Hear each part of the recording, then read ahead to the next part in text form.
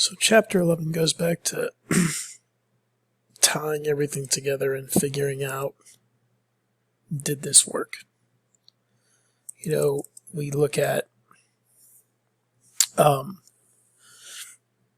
things that went into marketing and how we assess the effectiveness. And you see some internal and external failures of reaching your goals. Could be one of these things, could be a combination of all those things. It really just depends. And I think the bigger thing to take away from this is, especially internally, this goes back to preparation. And it goes back to training.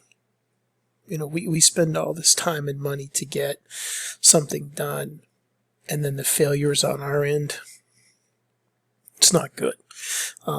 Failure on the external environment, sometimes that's just, it is what it is. Sometimes these things can be out of our control, but we sure as heck want to be able to control things we can control. Personal selling goals. Again,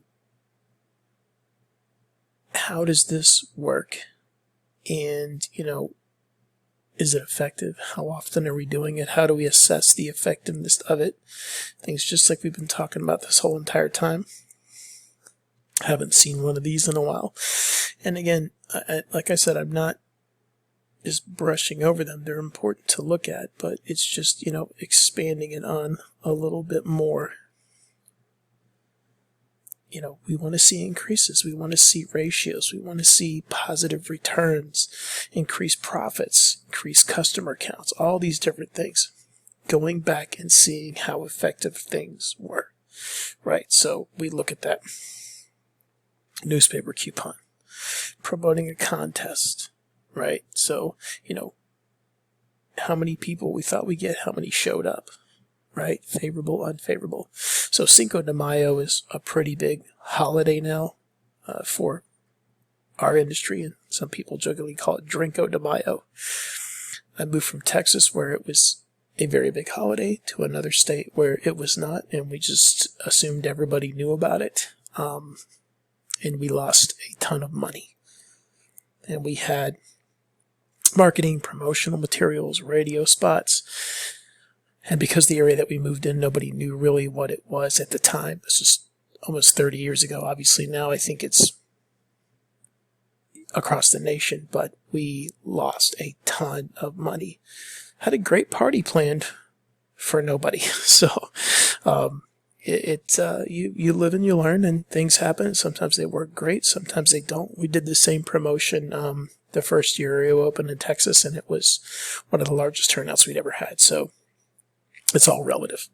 But going back and assessing, it was a failure.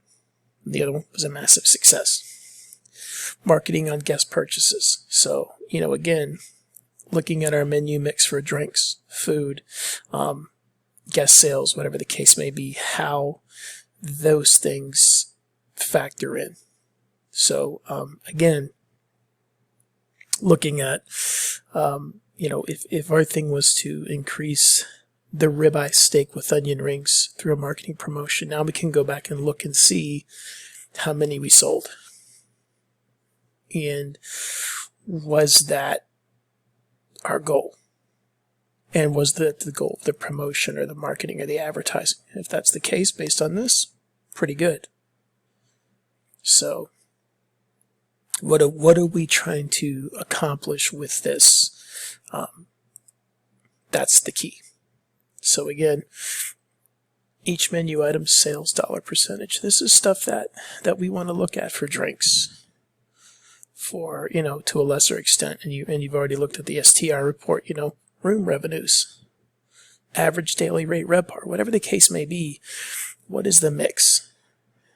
And I can tell you that this is a constant thing that, as a person that worked in the food industry for a long time, is something that I looked at every single day. And remember, no knee-jerk reactions.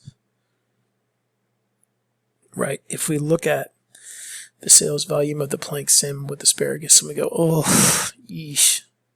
Okay, if this is for one day and we decide to get rid of that, it could be a very, very, very bad decision. So it's looking at other things that go into it and factors that attribute it to it. Or, you know what I mean? Could be last one day, could be first the next day. If it continues to be last, then we start to look, right?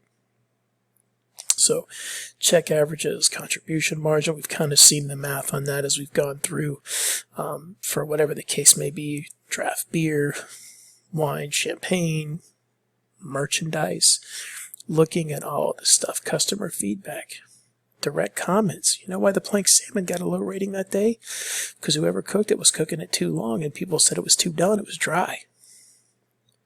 It's like, normally that's a really good item on our menu. Why all of a sudden is people just, bashing it? Oh, you know what? We were training somebody in the grill and their trainer was doing something else. Not that that's the case, but look at other situations where you just go, that's it. Plank salmon's out.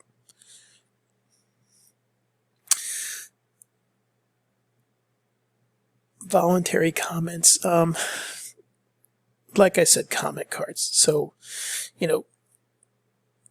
if I look at this survey right here, and it's not online, the first thing it tells me is, even though it's not that long, do people think it's too long?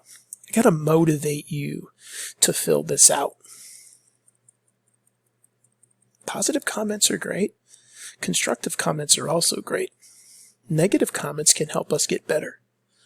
So we don't want to just go, oh, God, this is terrible. Somebody's bashing me, and the server goes, I'm throwing this away, man. I don't want my boss to see this. What can we learn from it? How can we get better? Taste and appearance of every menu item served must meet the manager's quality standards. This guy's creeping me out the way he's eating it. But the thing that we always used to tell people when I ran kitchens was the first person coming in and the last person eating that day, that shift, should have the same look, taste, appearance, smell, texture, etc., etc. Shouldn't be any different. Shouldn't get any less French fries or less mashed potatoes or less cheese on their baked potato than the first person did, because it's the end of the night and you're trying to close down. And you go, duh. You'd be surprised how often that happens. So, again, assessing the quality of service. If I get a server that has worked for me for years and they get a bad comment and they've worked for me for years, I'm guessing that may be an outlier, but I need to know about it. I need to know what happened. I need to use it as a training tool, and quite frankly, I need to use it as an evaluation tool moving forward. I need to look at their performance. Yeah, of course we want people to stop by and go, hey, just wanted to tell you really quick about the job that David did. Like, he was phenomenal. He's the best server I've ever had. Like, I just can't tell you how impressive that young man is. Very knowledgeable, friendly. My kid was kind of acting up. He did great. Love those kinds of comments. So those help us, and it helps me to recognize David in a shift meeting. So, cleaning schedules. And you go, what does it matter? Matters when you walk in the lobby of the hotel.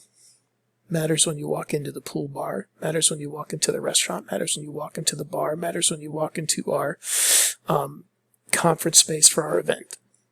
So these are the things that keep a schedule, so that, the plants in the lobby, all these silly things. And return on investment for marketing is, again, for us, we need to understand what we got out of it. Those terms will come up. We talked about these activities before. Assessing your results, modify and improve. And listen, we don't have to do anything. It's fantastic. But if we do, what do? Menu mix, check averages, contribution margins, all the things we talked about before. This is all kind of tying it back in together and saying, okay, what do we think about this and what do we think about that? As much as we can, getting feedback from our customers. And if you have enough regular customers and you're just thinking about something, mention it to them before you do it and see what they think. hey, you know what? You guys are in here like twice a week, or you come to our hotel once a month. We're curious. What would you think if we did this? Ooh, or yeah, oh my God, that would be awesome. It's a snapshot. And it's somebody that knows our product and our service, that is loyal to our product and our service, that can tell us from the word go exactly how they feel about these decisions before we, invest a lot of time and money. What is the, for lack of a better word, what's the word on the street? What are they saying? So service from the valets to being greeted at the front desk, or with technology not being greeted at the front desk. Look, I want to take my phone and open my guest room. I don't want to stop at the front desk. I want my bill to be sent to me electronically. I want to go to this restaurant and know that I am able to walk down the beach and have a drink and get a text on my table's ready. So again, that's part of service in addition to sitting down in the bar or, at the restaurant.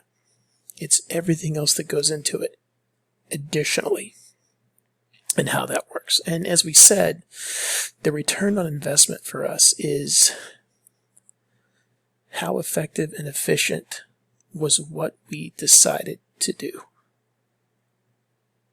And, is it something that we would consider again? Throughout these chapters that you've looked at, it's all about decision making and the results of the decision making to get better for us, profitability for our customers, and experience. And I know that these were heavily skewed towards food, but it's applied to everything. Based on a campaign that we did for our resort, how many people took advantage of that?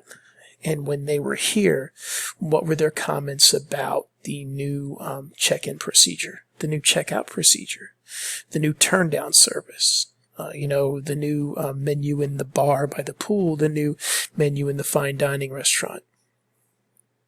Did it work? And if it didn't, why? And how do we make it work moving forward? And if it did, great. And was it the most effective campaign that it could have been? So, we're on top. Our hotel's full every night. Our restaurant's full every night. Our bar's full every night. You don't rest. You constantly look at ways to get better, and you constantly look at ways to market, advertise, promote. Okay? Increase revenues, decrease cost, increase service, increase quality, lower the margins. There's all these different things that go into it that it is a daily process that it never gets, we're number one. We're always going to be number one. You won't. But there's ways for you to stay there and make it very hard for someone else to overtake you. And it's not by resting and saying, if, there's no need to change. You've got to keep up. You've got to know what the latest trends are. And it'll equate into some long-term success.